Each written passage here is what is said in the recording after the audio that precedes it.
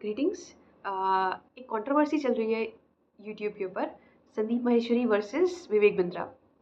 उस कंट्रोवर्सी के ऊपर ये मेरा टेक है या मेरा ओपिनियन है, जो कि फॉर श्योर गलत हो सकता है, बट बस मैं यहाँ पे अपना ओपिनियन प्रेजेंट कर रही हूँ।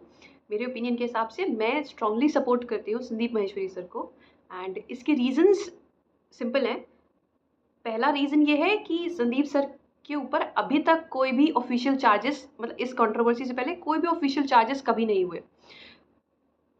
आई गेस वो एक बिजनेस ओन करते हैं, उसके बाद भी आज तक कभी किसी ने कोई कंप्लेन नहीं किया कि इन्होंने मुझसे ऐसे फर्जी काम किया है, या फिर टैक्स पे नहीं किया, या फिर कुछ गलत माल चिपका दिया है। इस तरह से कभी उनके ऊपर कोई भी चार्जेस नहीं है इससे रिलेटेड, या फिर किसी और भी चीज़ से रिलेटेड। जबकि अगर अपोजिट पार्टी को देखा जाए तो काफ़ी चार्जेस हैं उनके ऊपर, personal, family related, 5K and इधर उधर काफ़ी। आप अगर सर्च करेंगे तो काफ़ी मिल जाएंगे। तो ये सबसे पहला रीज़न है। सेकेंड रीज़न ये है कि मेरे हिसाब से संदीप सर अपने बात के पक्के हैं, ही is a man of his words. इसका प्रूफ क्या है? आई गेस 10 से 11 साल पहले उन्होंने एक वीडियो अपलोड की थी, जिस पे उन्होंने बोला था कि मैं आज से के बाद कभी भी अपने किसी भी सेशन के लिए, या जो भी मैं ऑनलाइन सेशन शेयर करता हूँ, इन सेशंस के लिए वो कभी भी किसी से कोई भी पैसा नहीं लेंगे। 10 साल बाद डाउन द लाइन आज तक संदीप सर ने कभी भी अपने सेशंस के लिए एक भी पैसा नहीं लिया है, उल्टा इन्वेस्ट किया है। अगर अगर किसी ने उनके सेमिनार्स अटेंड किए हो, तो जैसे मैंने अटेंड किया है, तो एक पर्टिकुलर ऑडिटोरियम होता है जिसका आई गेस रेंट जाता होगा, प्लस वहाँ पे जितना मेंटेनेंस चार्जेस होता है वो जाता होगा, एसी, इलेक्ट्रिसिटी के चार्जेस वो सब जाते होंगे, एंड उसके अलावा सिक्योरिटी वहाँ पे होती है काफ़ी ज़्यादा, तो उसके चार्जेस होंगे, सबको सबको सैलरी देना।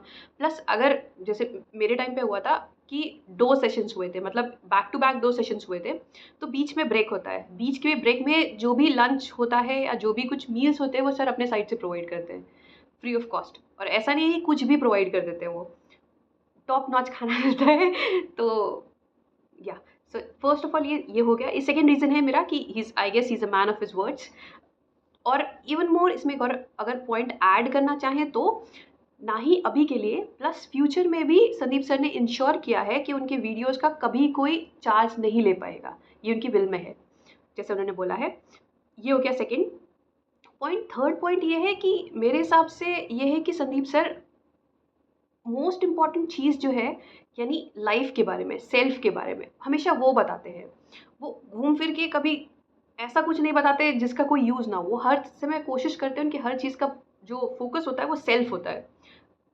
उनके जो भी सेशंस होता है उसमें लिखा भी होता है सेंटर में सेल्फ रिफ्लेक्शन, जो आई गेस ये इन्फॉर्मेशन या ये नॉलेज कहीं और नहीं मिलती है।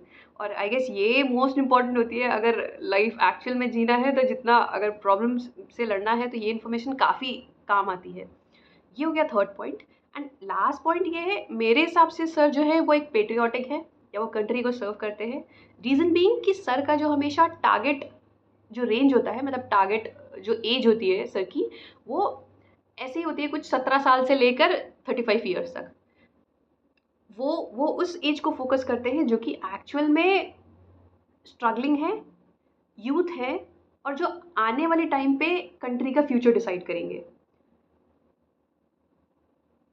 इस पे एक और ये है, मतलब एक थिन लाइन और है, अगर वो चाहते तो वो दूसरे सेक्शन को भी फोकस कर सकते हैं, जैसे 50 इयर्स प्लस, ये वो जहाँ पे वाकई लोगों के पास पैसा होता है, जहाँ पे वाकई लोग इन्वेस्ट कर सकते हैं, मतलब उनके ऊपर। बट वो उस सेक्शन को फोकस नहीं करते जहाँ से उन्हें प्रॉफिट मिल सकता है, बल्कि उनका जो मेन फोकस होता है वो 18 साल से लेकर ये 35 ईयर्स तक की एज के लोग होते हैं। वो उनके लिए उनके ऊपर ज़्यादा काम करते हैं, ताकि वो इन टर्न आने वाले कंट्री को, या मतलब आने वाली जो जनरेशन है उसके लिए कुछ उनके लिए कुछ बेटर हो पाए। एट द एंड ये मेरा पर्सनल ओपिनियन है। और मुझे लगता भी नहीं है कि इसका ज़रूरत पड़ेगा, कि आई डोंट थिंक सो कि हाँ संदीप सर को सपोर्ट की ज़रूरत है। बट स्टिल ये मुझे लगा मेरा पार्ट है ये इस टाइम पे, कि अगर सर किसी इशू में है, प्रॉब्लम में है, तो मैं अपने साइड से जो भी कर सकती हूँ तो वो है ये। Thank you.